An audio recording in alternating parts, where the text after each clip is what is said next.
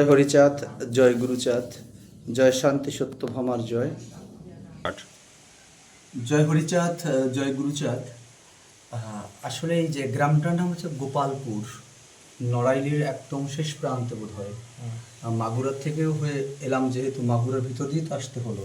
নড়াইল জেলার শেষ উত্তর সীমান্তে গোপালপুর একটি গ্রাম। এই গ্রামের নাম আমি আগেও শুনেছি এবং আমাদের কর্ণধর দাদুর বইয়ের এই গ্রামের নাম উল্লেখ রয়েছে। এবং এই গ্রামের নাম বাংলাদেশের সচেতনশীল মতুয়ারা এই গ্রামকে জানেন। এটা একটা ঐতিহ্যশীল একটি গ্রাম। এবং একটু আমি মন্দিরটার সামনের পোর্শনটা দেখাতে বলবো। এখানে অনেক বড় অনুষ্ঠান হয়, নদী ঘেঁষা রয়েছে, এখানে অনেক বড় অনুষ্ঠান হয়। এবং আমাদের ভারতেরও বহু নামি দামি কবিয়াল এখানে এসেছেন অনুষ্ঠান করতে। এই গ্রামের মূল বৈশিষ্ট্য হলো যে এই গ্রামে ব্রাহ্মণ্যবাদ বর্জনের যে সুর ধ্বনিত হয়েছে, সেই সুরটা তীব্রভাবে এত এত দ্রুত গতিতে ছড়িয়ে গেছে বাংলাদেশ সহ, সেই আবহাওয়াটা আমাদের ভারতেও পৌঁছে গেছে। এবং আজ আমাদের মতো এই যে মৃদুল একজন ব্রাহ্মণ্যবাদের তীব্র প্রতিবাদী সৈনিক, সর্বোপরি এই গ্রামের যে নায়ক, যার আদর্শে উদ্বেলিত হয়ে মানুষের কাছে সমাহিত হয়েছিলেন, তার সর্বজন চিন্তা ভাবনা। আমি একটা প্রশ্ন করবো বাবাকে, বাবা, এই গ্রামটা তো একটা সময় আমি যা খবর শুনেছি যে সব ধরনের পূজা অর্চনা সব কিছু চলতো, হঠাৎ করে এখন শুনতে পাচ্ছি যে বেশিরভাগ মানুষই একদম হরিগুরুচাঁদ ছাড়া অন্য কিছুই ভাবছেন না। এই জায়গাটা আসার জন্য কি করতে হয়েছে তোমার? সর্বপ্রথম তাদের ভিতরে আমার মিষ্টি হয়েছে এবং তারা যখন হরিচাঁদ গুরুচাঁদ ঠাকুরের চেতনায় বা শ্রী শ্রী হরি লীলামৃতের ভিতরে যে দর্শনগুলো আছে সেইগুলো তখন যারা বুঝতে পেরেছে, উপলব্ধি করতে পেরেছে, তখন বুঝতে পেরেছিল যে আমাদের ঠাকুর হরিচাঁদ ঠাকুর এবং আমাদের ঠাকুর শান্তিমা গুরুচাঁদ, এছাড়া এই জগতে আমাদের আর কোনো ঠাকুর নাই।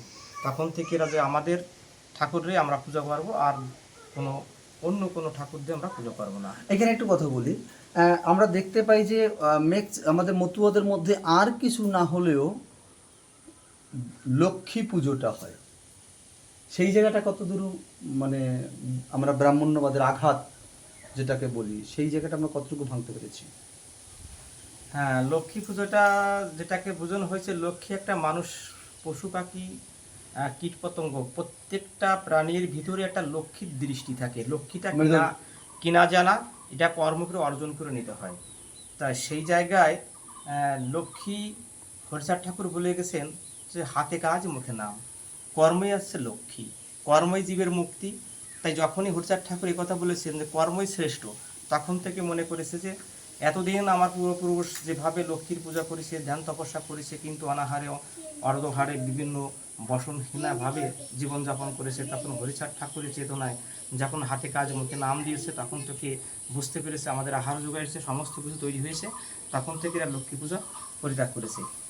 এবং আমি লক্ষ্মী পূজা করলেও যে আমি দারিদ্রতার কষাঘাতে আমি সমাজে মুখ থুবড়ে পড়েছি, সেইটা আমার কোনোদিন লক্ষ্মী আমাকে কর্ম ছাড়া কোনো ধন সম্পত্তি দিয়ে নাই।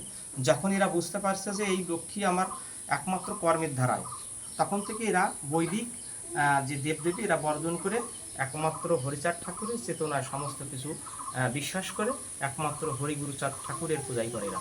মানে হরিগুরুচাঁদ ছাড়া এরা আর কিছু চিন্তা ভাবনা করে না। আর কোনো কিছু। কিন্তু আমাকে এই জায়গাটা আনার জন্য, আজকে এই গ্রামে আনার জন্য যার অবদান আপনারা জানেন, বাংলাদেশের একজন সচেতন মতুয়া এবং একজন আদর্শবান ছেলে, যিনি কখনোই ব্রাহ্মণ্যবাদকে গ্রহণ করতে চাননি। এবং মানে তার পৈতৃক কাজেও দেখেছি, তার পিতার কাজেও আমি দেখতে পেয়েছি যে ব্রাহ্মণ্যবাদের তীব্র প্রতিবাদ করেছিল মৃদুল। আচ্ছা ভাই, তোমাকে এই প্রশ্নটা আজকে, যদিও এই গ্রামের ছেলে হিসেবে নয়, তুমি গ্রামের ছেলেও নও, জাস্ট আমার সাথী। আচ্ছা ভাই, তুমি যে বাড়িতে যে আন্দোলনটা করেছিলে, তথা বাড়ির কথা না, যে তুমি একজন ব্রাহ্মণ্যবাদের একজন সৈনিক, বিরুদ্ধের সৈনিক, এই মানে তোমার এই উদ্ভাবনী শক্তির উৎসটা কি ছিল? হরিগুরুচাঁদ ঠাকুর, তার দর্শন পড়ে, মানে শুধু আমি তো 2012 সালের আগেও মতুয়া না। এবং আমি জানি তোমার বাবা একজন বৈষ্ণব।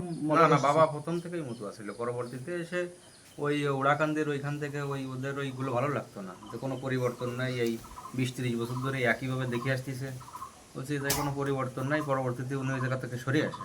আচ্ছা, কিন্তু মনে প্রাণেও মতুয়া ছিল এবং তিনি অতটা না জানলেও জানতো, এবং 25 বছর ধরে উনি দল নিয়ে গেছে ওড়াকান্দিতে। পরবর্তীতে আমি 2014 সালে হচ্ছে একটা মেডিকেল ক্যাম্প করি সরকারিভাবে, করার পরে ওইখান থেকে আমি হচ্ছে রুঠান মতুয়া শুরু করি এবং মতুয়া ধর্ম দর্শন সম্পর্কে জানা শুরু করি।